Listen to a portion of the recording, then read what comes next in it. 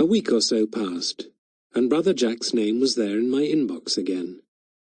"Here's Veronica's email, but don't let on you got it from me, hell to pay and all that. Remember the 3 wise monkeys, see no evil, hear no evil, speak no evil. That's my motto anyway. Blue skies, view of Sydney Harbour Bridge almost.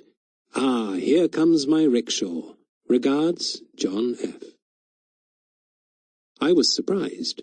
I'd expected him to be unhelpful. But what did I know of him or his life? Only what I had extrapolated from memories of a bad weekend long before.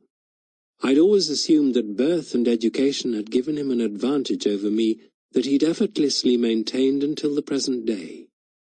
I remembered Adrian saying that he'd read about Jack in some undergraduate magazine, but didn't expect to meet him. But nor had he expected to go out with Veronica. And then he'd added, in a different, harsher tone, "I hate the way the English have of not being serious about being serious." I never knew, because stupidly I never asked him, what that had been based on. They say time finds you out, don't they? Maybe time had found out Brother Jack and punished him for his lack of seriousness. And now I began to elaborate a different life for Veronica's brother, one in which his student years glowed in his memory as filled with happiness and hope, indeed, as the one period when his life had briefly achieved that sense of harmony we all aspire to. I imagined Jack, after graduation, being nepotistically placed into one of those large multinational companies. I imagined him doing well enough to begin with, and then, almost imperceptibly, not so well. A clubbable fellow with decent manners, but lacking the edge required in a changing world. Those cheery sign-offs, in letter and conversation, came after a while to appear not sophisticated but inept.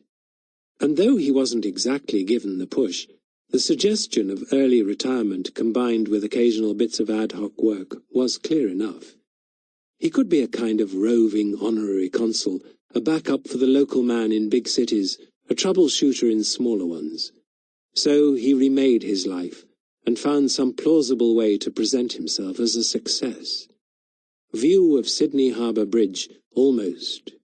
I imagined him taking his laptop to cafe terraces with Wi-Fi, because frankly that felt less depressing than working from the room of a hotel with fewer stars than he'd been previously used to.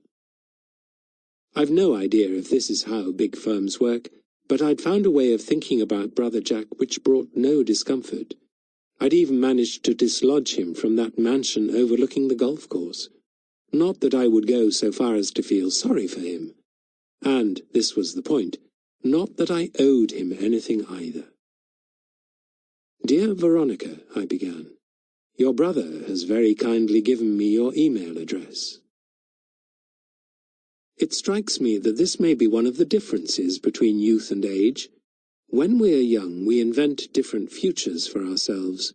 When we are old, we invent different pasts for others." Her father drove a Humber Super Snipe. Cars don't have names like that anymore, do they? I drive a Volkswagen Polo, but Humber Super Snipe, those were words that eased off the tongue as smoothly as the Father, the Son, and the Holy Ghost. Humber Super Snipe, Armstrong Siddeley Sapphire, Jowett Javelin, Jensen Interceptor, even Wolseley Farina, and Hillman Minx.